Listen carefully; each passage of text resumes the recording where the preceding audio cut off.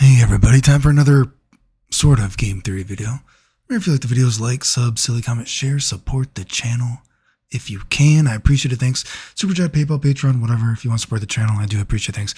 I want to talk about the first day of EVO, although I guess it's not over technically, but. And I want to talk about City of the Wolves, 2XKO, and that Marvel TOKON game. And we are joined by the peaceful, pondering Clayton of Peace today. And what do I think of City of the Wolves and Ken? I think he looks awful. I'm sorry. We'll get the City of the Wolves, I think I'm sorry, dude. I said, what do you want me to say, dude? I'm not going to get a boner about a bunch of characters doing EX move to EX move to burn their meter combo slop. It just is, I don't know. I say this as an SNK fan, someone that used to be pretty big SNK fan, I would say, but SNK just isn't cool anymore. Ken looks awful. I think he looks terrible. And the fucking EX move, the EX move all the time, it's not interesting. I'm sorry. You know, you got to do something. I'm not saying that you have to totally reinvent the wheel, but games are just, at least put some new parts on the wheel, some new screws. It's just, I'm sorry, you're not going to get someone like me excited about seeing every new character trailer is just a character doing EX move to EX move. Done. Now, for 2XKO, this game here, I should say this since, you know, there's still a chance you might be there. If by any chance you are at EVO, if you want to throw me a bone because you know how many EVO members are part of this team that have lied about me, I want you to remember that fat fuck right there, that's one of the dudes that for years has joked about leaving me for dead at a tournament after I'd gone through radiation and all these other health problems and stealing my stuff. He is one evil motherfucker. So by all means, if you happen to be at the event and you want to, by all means, ask him how I faked dying and record the conversation with him and send it to me so I can have some lulls. And then I saw, what the fuck? CG Yoshi is on this team? Oh my, does anyone work for this fucking game that has not joked about me dying? My God, what the fuck? There's another guy on the team now? Another hater of mine that has joked about me dying for years. Wow, great. But besides all this, 2XKO, I watched a few matches of it. And I got to say, dude, I haven't touched on this in the past couple of videos that I was shooting on the game, but I talked about it in some earlier videos when I watched footage, and this point still stands. Is this game really for beginners and newbies? I don't know if anyone else was watching the matches that I was, but I watched some matches of this game, and I'm like, how is this a game for newbies? Like, obviously, one button and auto combo everything is terrible. Excuse me. But when I watch the game, I'm like, oh man, all this pressure and all this kind of crap and being sandwiched between everything like this. And I'm like, this is a game for newbie players, especially, and I'm going to get into the Marvel TOKON game. When I watch the Marvel TOKON footage, whatever, I'm like, you could tell this is a game that is for a more casual new audience, right? And who knows, maybe the game will be more complicated as it goes on.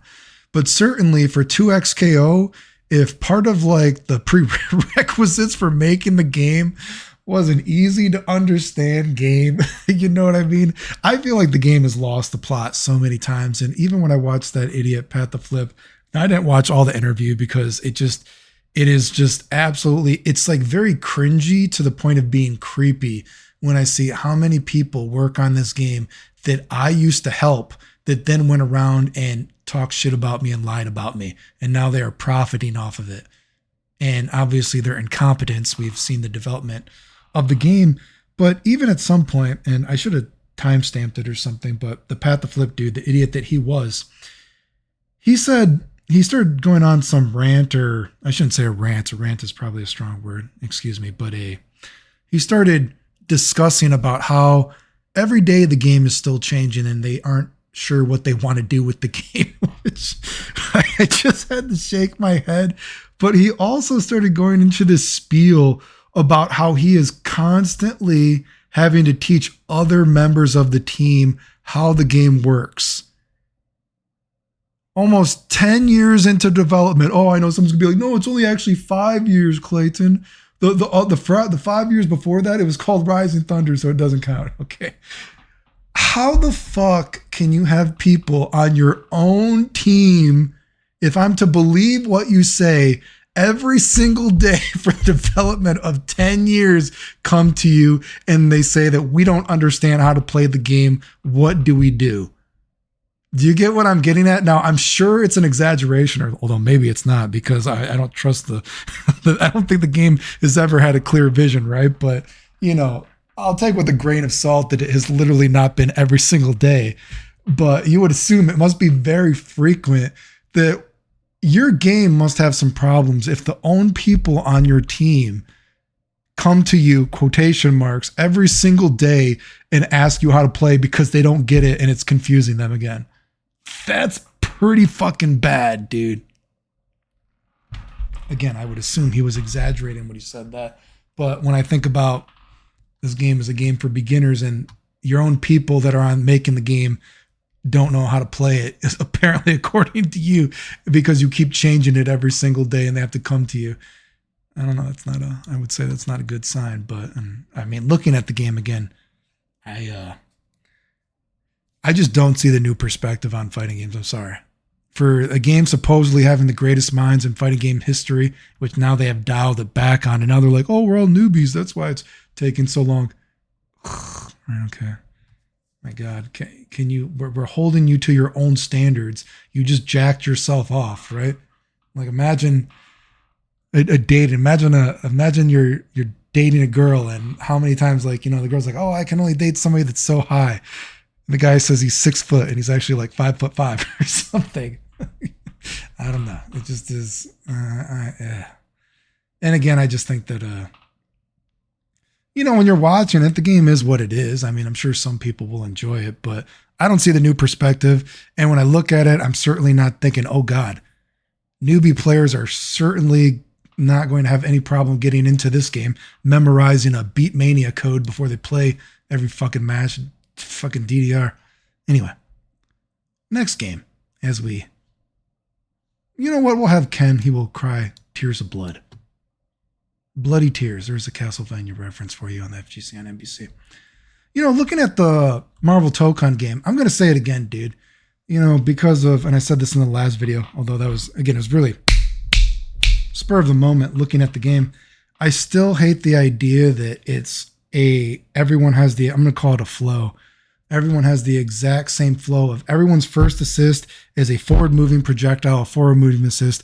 Everyone's second assist is their anti-air upward assist, whatever. And then everyone's third assist is their unique attack. And excuse me, I'm going to say it again. I think it would have been more interesting if every character's, again, I'll call it a flow. Every character's flow chart was different.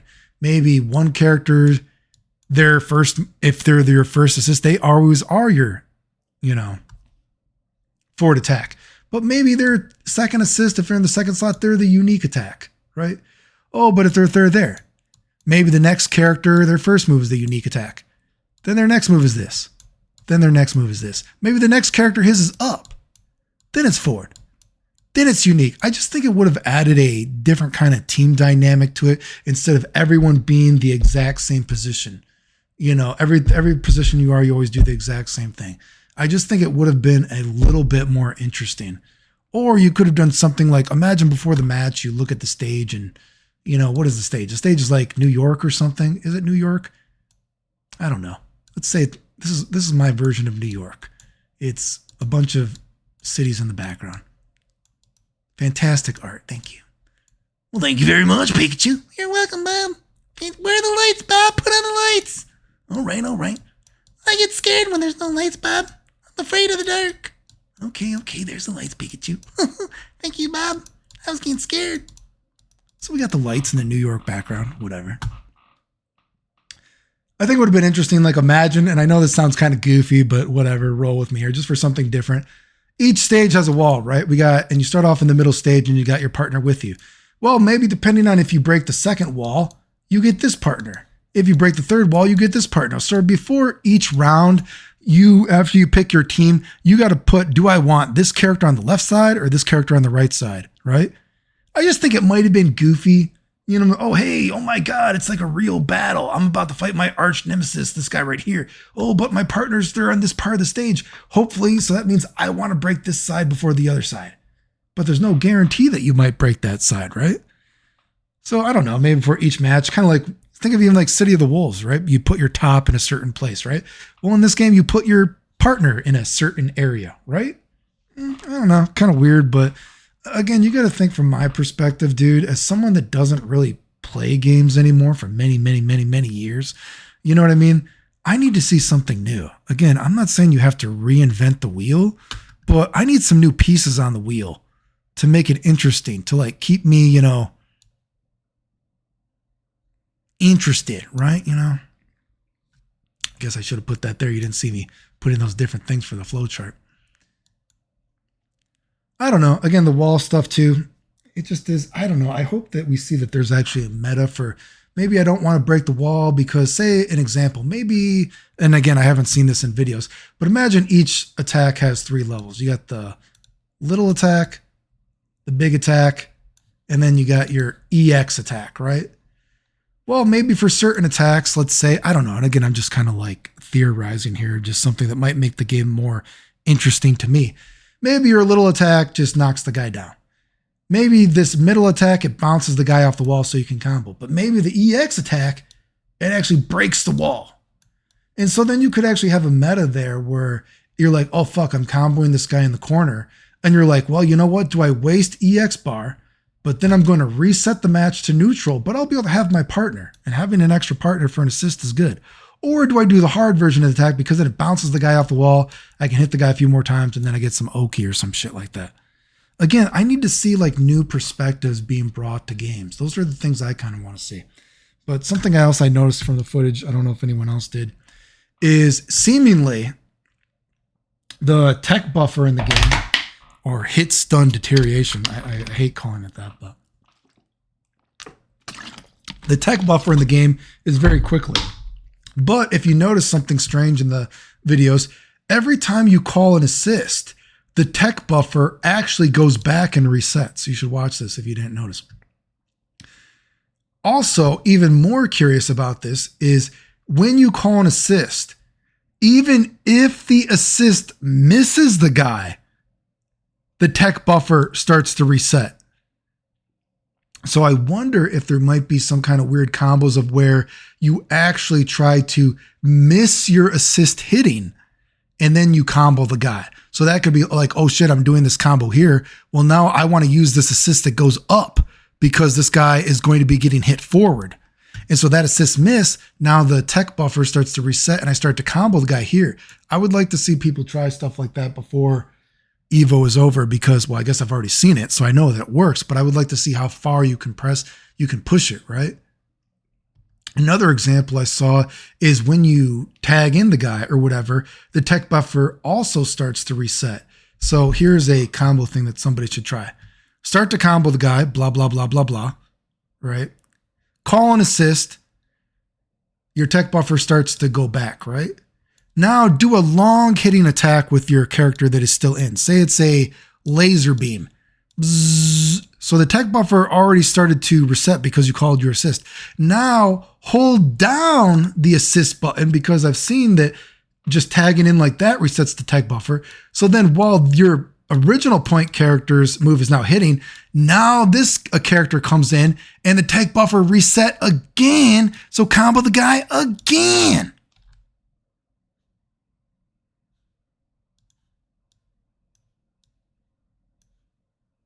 Now, I haven't seen all of that in a row, but I've seen it in pieces. So I would like to see if maybe that's actually kind of one of the gimmicks of the game. Maybe that's purposely put like that. Because something else I've seen as well, the game does have, if you do the same special more than once, the tech buffer automatically goes to red. So I think there's something like that, correct me if I'm wrong, in one of the BlazBlue games. Maybe it's just the later General BlazBlue games, where the game discourages you from doing the same special move twice in a combo. And so it like makes the subsequent special moves do more tech buffer and do less damage. Is that correct? For some reason, I feel like I'm remembering that was in one BlazBlue game. Maybe it's in the latter BlazBlue games, but I wonder if that's one of the gimmicks of the game, because that makes you want to have more tag people as well. Because so it's specifically put in the game that when you call assists, even if it misses from the videos, that your combo meter starts to reset, because the combo meter is very low in the game. So again, basic idea. Combo the guy, call an assist that misses. So I guess if you're hitting them forward, call an assist that moves up, misses, it still resets the tech buffer, right? Combo the guy, then hold the button down if you have a move that can hit long enough with the assist. Then that guy comes in for an air combo, and the tech buffer reset again. Again, I've only seen it reset once, but in theory, it could work multiple times, right? I would like to see this all in pieces. Anyway. If you like the videos, like, sub, silly comment, share, support the channel if you can. I appreciate it. Thanks. The end.